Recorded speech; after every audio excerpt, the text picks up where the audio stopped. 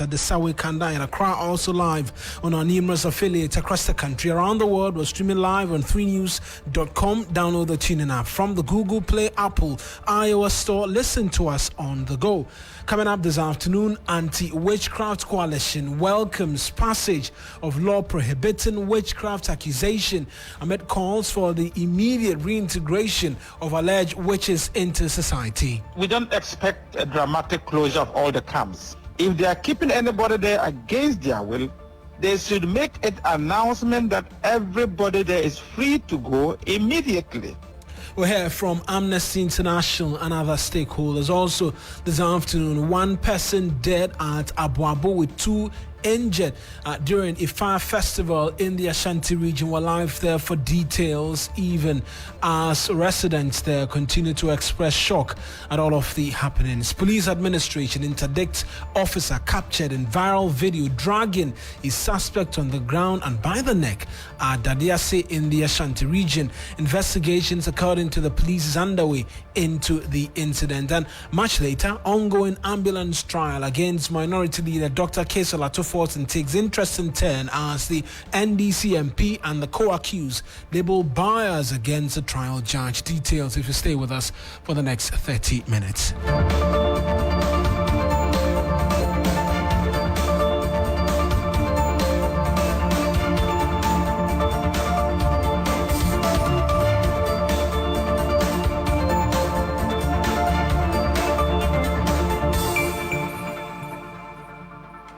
A pleasure that you could be a part of this afternoon's bulletin. It's streaming live on Facebook. Our handles 3FM 927. Same handles on Twitter as well. 3FM 927. Leave a message there. Trust that will do the reading for you. I am Eric Mawuena Egbeta. Let's settle for the details because the Ghana Anti-Witchcraft Coalition has welcomed the passage of the bill prohibiting criminalizing witchcraft. Parliament on Thursday passed the Criminal Amendment Bill 2022 prohibiting the practice by any person as a witch doctor or witch finder.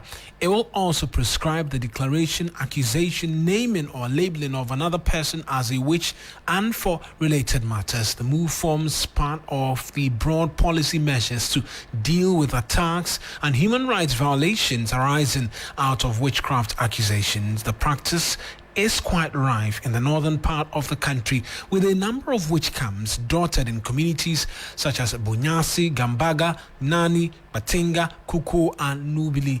Now, human rights campaigners, including Amnesty International, have long demanded a bill to tackle witchcraft accusation, which has left several women isolated and banished from their homes, abused, or even killed. And it comes nearly 3 years after the infamous lynching of 90-year-old Ikia Dente in the Kafaba community of the Savannah region. Now, here's Speaker of Parliament Alban Bagman making that declaration in Parliament. Motion for the Criminal Offences Amendment Bill to be read the third time. Moved and seconded. Those in favor say aye. Those against say no. The ayes have it. An act to amend the Criminal Offences Act 1960, Act 29, to prohibit the practice by any person as a witch doctor or a witch finder, to prescribe the declaration, accusation, naming or labeling of another person as a witch and for related matters. Criminal Offences Amendment Bill 2022 is read the third time and passed. So, as it happened in Parliament, was sponsor of the Private Members Bill and Medina MP Francis Xavier Susu says all witch camps in the country are now illegal. And it will be also unlawful to accuse another person of witchcraft. If you are a community leader who supervises either the labeling of another person as a witch, or beating of the person, or lynching the person, as we have always been seeing, all of you will be in breach of this law. Any form of leadership at all that you hold, once you supervise or you are seen as actually participating in labeling another person as a witch, especially for the purpose of being harmed, as we have seen most of the time, we are going to be infringing this law. By the passing of this law also, it means that all witch camps stand proscribed. In other words, they are all illegal. And the law also requires that within a period, the Minister for Gender, Children and Social Protection will take steps to reintegrate people who are being held in various camps.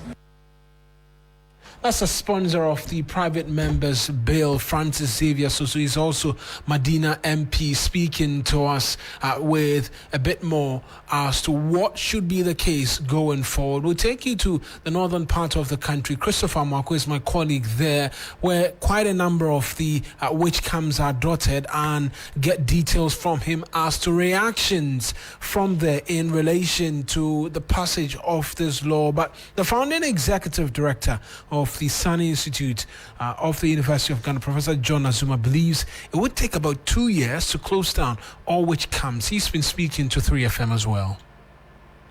The next steps is for us to begin education on the law, and then we begin with the reintegration work from the camps. We want to empty the camps. The work of the witch doctors who are presiding over the camps is criminalized in this law. So the camps by de facto no longer exists. So we are going to begin education and reintegration. That is our next step of work that we are going to start doing with a coalition that we formed. We don't expect a dramatic closure of all the camps. If they are keeping anybody there against their will, they should make an announcement that everybody there is free to go immediately. They can make that announcement. Now, we know that the situation is complicated on the ground. We need to do some education before some of them can feel safe to go back home. And so we are going to do that work. But we are giving ourselves the next year or two. These camps should cease to exist. They should be emptied. We are not going to go there with a bulldozer or a police to raise these camps to the ground. No. But with the law will begin to bite. Those who are running the camps will begin to shut the camps down themselves. And the people will begin to move out and settle in the communities. And they should be protected by this law. Prof, thank you so much. We are grateful. Thank you. Thank you. All right. Right, and that's Professor Azuma, John Azuma. He is with the Sani Institute of the University of Ghana. Christopher Marcos joined us on the telephone line. Let's get details from him as reactions to the development there. Chris, many thanks for joining us. And so, not so controversial in the southern parts of the country, but it's quite controversial where you are. Exactly what has been the reaction of residents there to the passage of this law? Hello, Chris.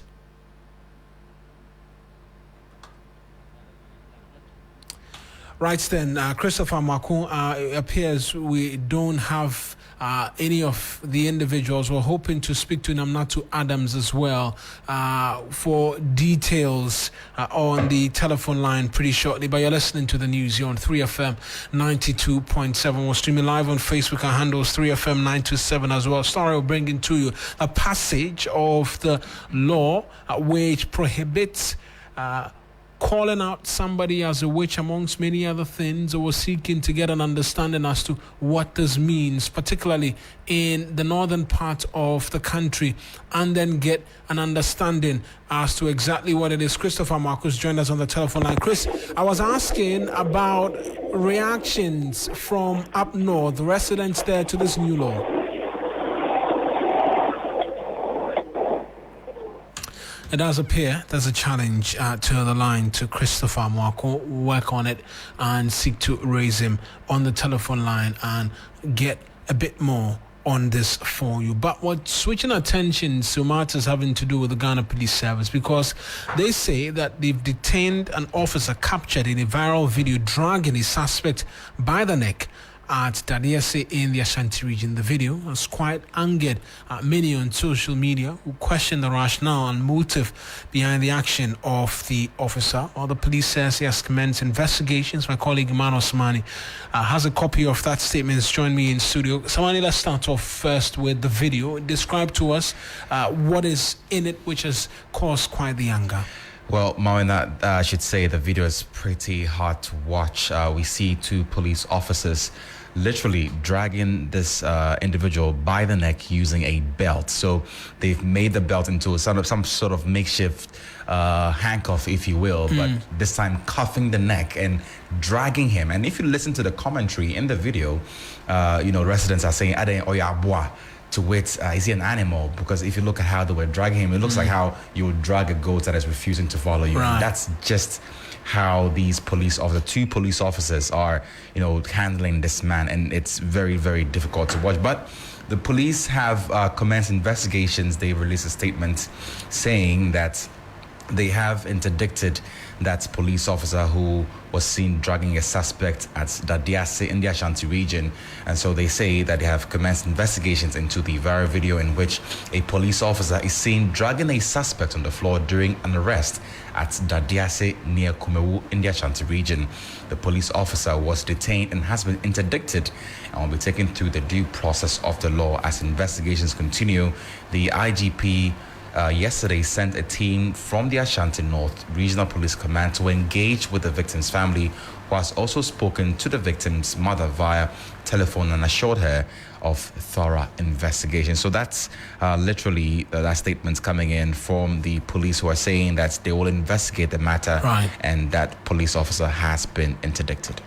Emmanuel Samani, my colleague, with details from the Ghana Police Service there for us. And we're taking you to the Ashanti region, even as we try and connect, get a bit more on another developing story, one of our headline stories for you this afternoon, where one person has been confirmed dead and another or two others sustaining various degrees of injuries as a result of a fire festival at Dadiase in the Ashanti region. Ibrahim Abubakar is my colleague, has been following up on it for us. He's joined us on the telephone lines with a bit more details. Ibrahim, a fire festival in the Ashanti region. Confirm for us if this is in any way connected to the celebration in the northern part of the country as we've been witnessing. Well, Mawuena, this has to do with the celebration of a fire festival, an annual fire festival that some of the youth within Asawase usually observe. But in fact, we were even told by the leadership of the community that this year they were asked to hold on with those celebrations because of one or two reasons. But unfortunately, yesterday, a different group decided to go on with that activity. So around 11 p.m., they even blocked some major roads that links Aborampah and Asawase and other communities to observe that celebration. So around 11 p.m., usually with that event, you have people coming, showing their magical prowess, telling people that gun bullets cannot penetrate in them. So one person came and he was telling someone who was holding a single barrel rifle to aim at him and shoot. He wants everybody to know that no single bullet can penetrate through him. So when the person aimed and shot at the other person who was calling for the shot, he missed. And unfortunately, 3 people who were standing close sustained the gunshot injuries. One person, that's a 14-year-old Mensah, died on the spot. The 2 others were sent to the Konfanochi Teaching Hospital. One, we are told, who sustained minor injury, has been treated and discharged this morning.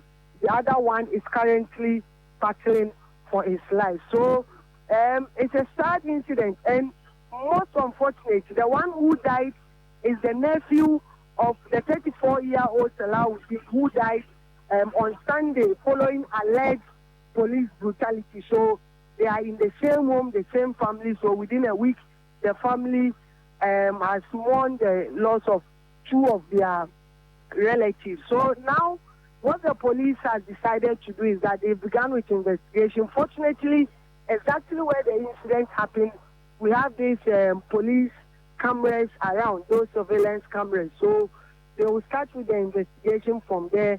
And they've told the family to exercise patience. They have retrieved some videos and they are assessing the videos for now. So they will be able to identify the person who called for the shot and the person who even shot at the 2 people for arrest. In fact, some of the youths there are enraged, especially those who even told the other group to suspend the activity for some time. So, and they have also decided to assist the police and arrest these two individuals. As we speak, the two of them are at large. Right. I was going to ask about the reaction of community leaders and the likes to the development, because you rightly mentioned that they had asked that this fire festival do not go ahead. What's been the general talk in the town a day after an incident like this? Well, it's a mixed reaction, but you can see that a lot more people are not too happy with what has happened. In fact, we have there are other groups who have even called for the disbandment of such activities, because anytime these fire festivals are observed within the area, we record casualties, not necessarily deaths, but we get people getting injury and other things. So that's how come the leadership even told the organizers to suspend the activities for this year. The main organizers decided to adhere to that directive, but we had another group of people who did this on the blind side of the main organizers. So the police themselves are not aware of such activities that happened yesterday. So now they said they are pursuing the leaders or the organizers of that activity. They will try and arrest them and start with the investigations from there. Right, Stan Ibrahim, many thanks for the details. Ibrahim Abubakar is my colleague, providing a bit more details there for us as to developments which have been happening at Aborampah, that DRC, where one person has lost his life, a 14-year-old we're told, and two other persons in critical condition as a result of the outcome of a shooting during a fire festival. That we're taking you to the courts, and Accra High Court has set October 19 to rule on whether or not Minister of Trade and Industry Katie Hammond is guilty of contempt for allegedly proclaiming that Member of Parliament for Asin North James Sechikwesin will go to prison in a perjury case which is yet to be determined. Lawyers of the Asin North constituency believe that the comments by Mr. Hammond are highly prejudicial and violate Kwesin's right to a fair trial. Lord Idwasare is our court correspondent, is joining us with a bit more on this. Lord, walk us through exactly what's been happening. It's been quite a number of legs to the Kwesin case. Right. So, Mawuena, in court today, when the case was called, the MP for Adantasoka, Katie Hammond himself, was absent, but he was represented by his lawyers. Now, Judge Kwesin's lawyers,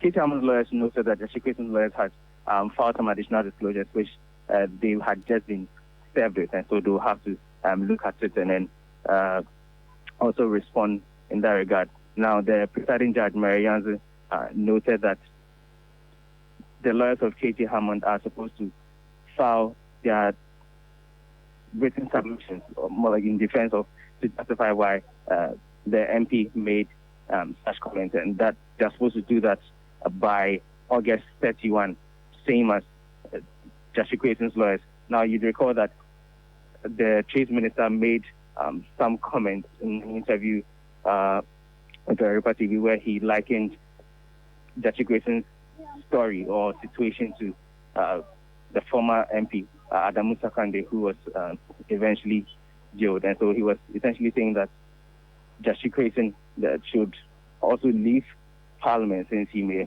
in the end face the same situation as Adamu Sakande. This is the reason why they're in court. Now,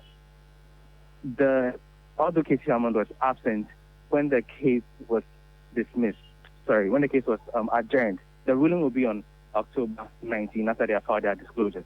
Now, after it was done, when we were leaving, we realized that Katie Hammond himself came later on, and apparently he said that when we engaged him, he said that he was communicated the wrong time. He thought the case was going to be heard around 11:30. Now, the head of NDC Legal Affairs, Amalaba, also stated that we asked them why they had singled out Katie Hammond, despite the fact that quite a number of people had made seemingly what they may describe as prejudicial comments regarding the Judge Kwesin's case.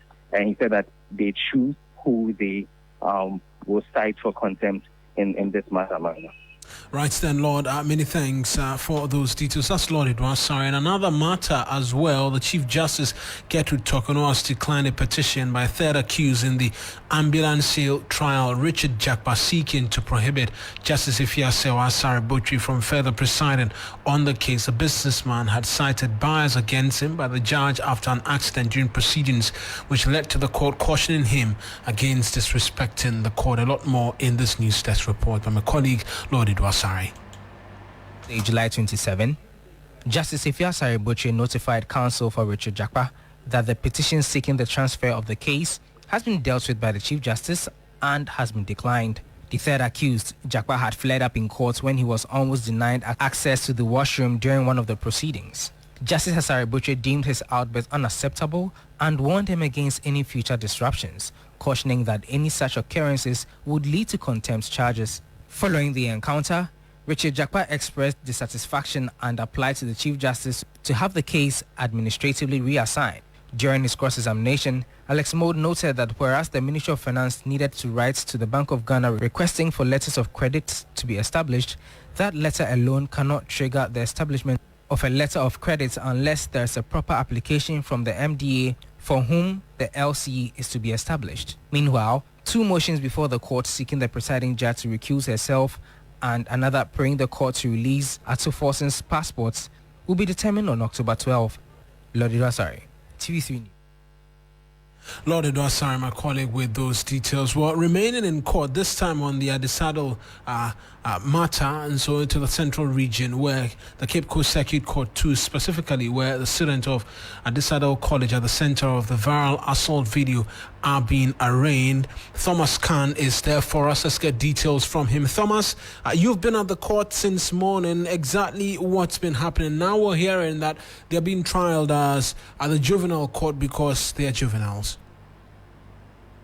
Hi, Mawuena. So the accused person, we are told that the right technology to use is juvenile. This means that both people who are involved in this matter, that's the person who committed the crime, and then the victims are both juveniles, meaning they are under the age of 18. So they were brought to court today, and they were not. The case was not heard in an open court. It was held in the private chamber of the judge because they are both juveniles. And then we are told that the case had to be heard with a panel. But unfortunately, we are told that today the court couldn't constitute a full panel to hear the case. And as a result of that, the case has to be adjourned to 2nd of August. But Mawuena, talking about the appearance of those involved in the case, we saw some relatives who came with them. And of course, because they are juveniles, a lot of restrictions were placed on the media, etc., not to be sure they are not recorded. So because of that, even the relatives do not want to appear in the media or even grant interviews.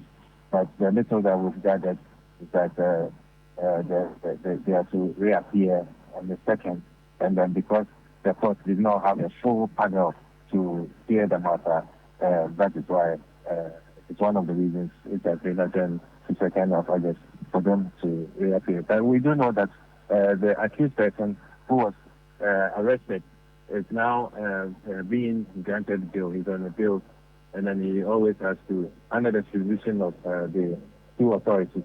So it means that every time he has to report, or the police has to share that it's safe and well, and then always prepared to come to court because they are all final year students. So that is one of the reasons we are told the court granted them that bill and then adjourned the case as well.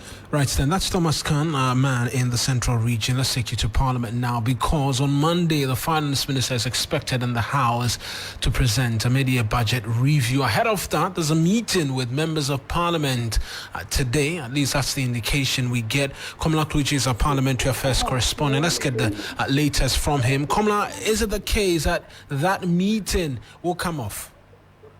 Of course, it's been confirmed, and Finance Minister Kenneth Oryaka will be in the House to present the media review. It's not going to be in the form of a motion. It will just be a statement on the media review, which means that there wouldn't be so much debate. The House rises on Thursday, so they will go into it. But the concern of MPs has to do with the fact that in the ensuing week, which is the 9th week, next week, some referrals made to the Finance Committee on tax exemptions for businesses has not been considered, and they're going for a very long break. In fact, when they break on Thursday, they would be away for close to about 3 months.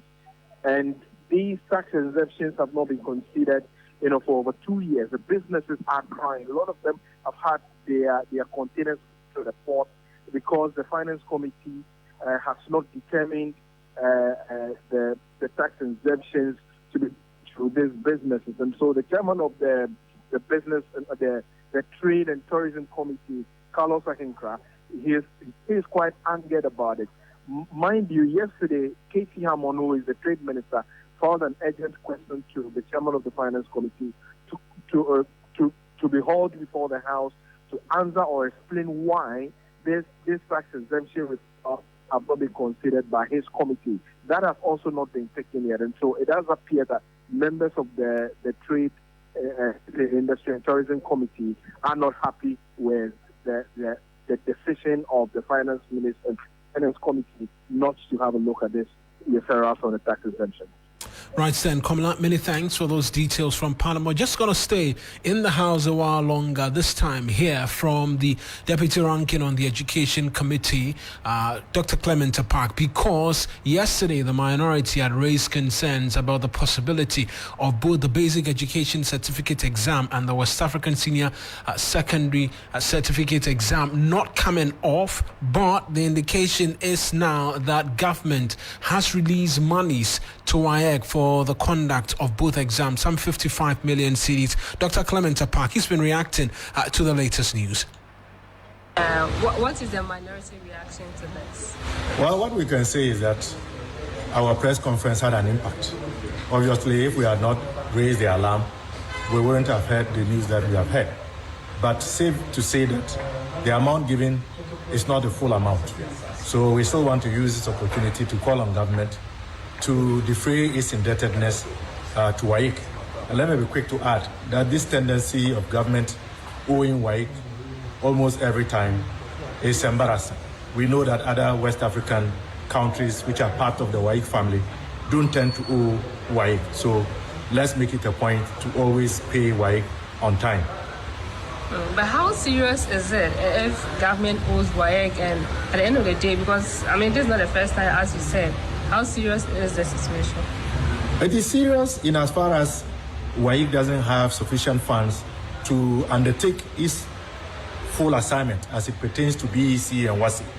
From what we are discussing now, what WAEC is saying is that the money given will be sufficient for the preparations, the exams. What that means is that when government does not top up, it will become a challenge for WAEC to be able to pay the invigilators, to pay the supervisors, and to pay all the other staff. So that's Dr. Clement Park. He is Deputy Ranking, on the Education Committee of Parliament, speaking to my colleague Evelyn Tingma on that bit as well. And you're listening to the news here on 3FM 92.7. We're streaming live on Facebook. Our handles 3FM 927. Same handles on Twitter as well. And to some other news, and former director of the Kenya Anti-Corruption Commission, Professor PLO Lumumba, says that some African countries are yet to recover from post-COVID-19 shocks due to corruption. In an interview with my colleague William Evans Inkum, Professor Lumumba also intimated that corruption is becoming a venture where people are beginning to see as a business. There'll be a lot more on Professor Lumumba's comments for you if you stay with us here on 3FM 92.7. But that's our bulletin for you this afternoon. It came to you from our studio here at Adisawe Kanda in Accra. Our top stories this afternoon: anti-witchcraft coalition welcomes passage of law prohibiting witchcraft accusation amid call for immediate reintegration of alleged witches into society. Unfortunately, we couldn't get a bit more for you here on the news, but a lot more news if you log on to 3news.com. I am Eric Mawuena Egbeta.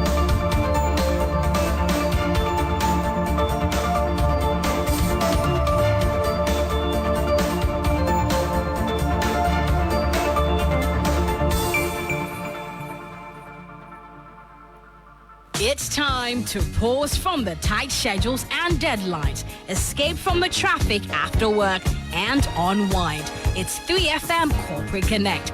Join us on Friday, the 28th of July at the Zinnia Event Center for the biggest outdoor corporate hangout to de-stress, unwind, and network. Come mingle with CEOs, business executives, entrepreneurs, and like-minded people at the most exciting corporate networking event in Accra.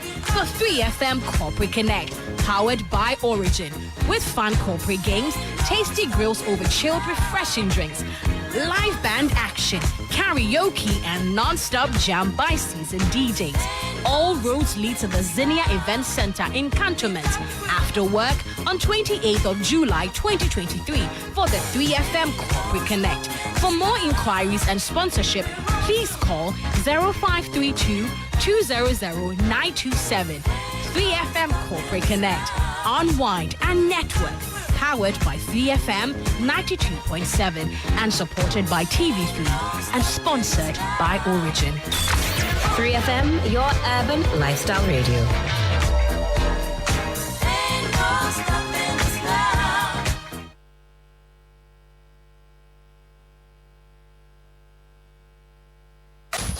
Accra gets busy on this frequency. 92.7 3FM. Accra gets busy on this frequency. 92.7 3FM.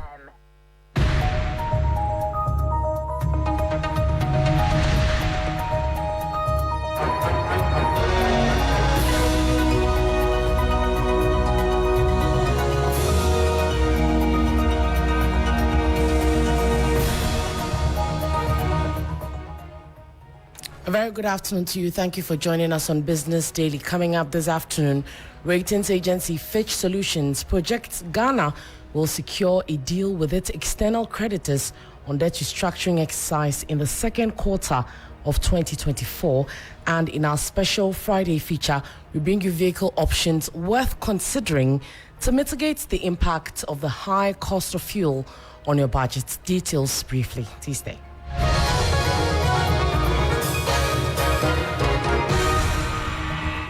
My name is Nana Ikuya Mensah Aborampah. Let's get to the details. As Fitch Solutions has projected, Ghana will reach a debt deal with its external creditors in the middle of the year 2024.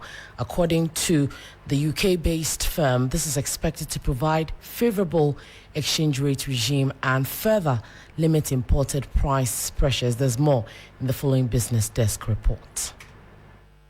According to the ratings agency Fitch, Ghana will reach a debt deal with its external creditors in half year 2024, which should provide tailwinds to the exchange rate and further limit imported price pressures. It added that real gross domestic product growth will remain well below trend on the back of fiscal consolidation efforts under the IMF program. Fitch, however, added that the Bank of Ghana will likely seek to lower interest rates to stimulate economic activity. On the risks to the outlook, it says risks to its forecast are skewed towards higher interest rates. If external debt restructuring negotiations stagnate, investor sentiment towards Ghanaian assets will weaken, which would likely trigger another round of currency depreciation, it explained. In this scenario, it added that inflation would remain higher for longer, prompting the Bank of Ghana to adopt a more hawkish stance than the current baseline scenario assumes. And that was a news desk report read by Bismarck Auma. Chief Executive Officer of the Ghana Investment Promotion Center says the center will is well positioned to offer support to businesses and enterprises with the right investment and partnerships. Yofi Grant explained with the right investment, graduate unemployment can be addressed.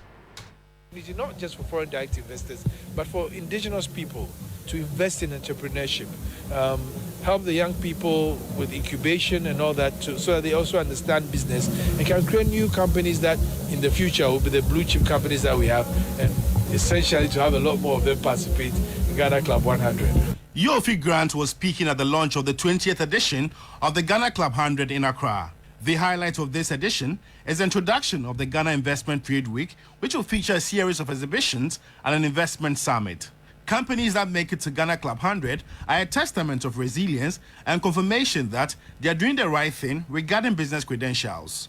According to Yofi Grant, the creative arts has done tremendously well and need to be celebrated, adding that companies within the industry that are unable to make it to Ghana Club 100 will be celebrated. Somebody asked me a question that, so if somebody came in and was in lotteries, would that be an investment that would? Yes, we'd like that. But we want somebody who's coming to create opportunity for young people to work, create jobs, like industry, like agriculture, like technology. And we are seeing quite a lot of growth in the tech space, especially fintech.